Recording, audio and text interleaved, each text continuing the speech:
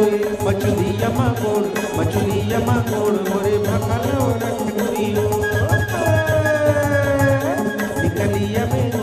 निकलिया में खोर मोरे भखलो रखनियो खटिया में सोए मछलिया माकोड़ मोरे भखलो रखनियो निकलिया में खोर मोरे भखलो रखनियो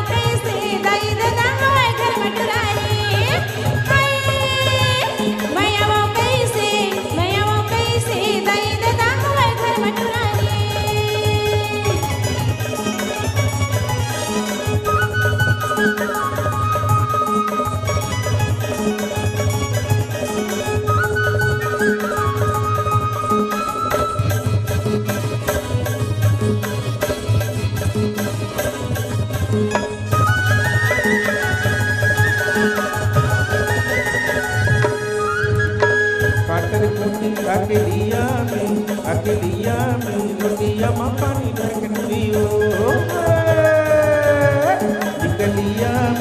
निकलिया में रोटिया में पानी भर के पियो काटर खूनी अकेलिया में रोटिया में पानी भर के पियो निकलिया में रोटिया में पानी भर के पियो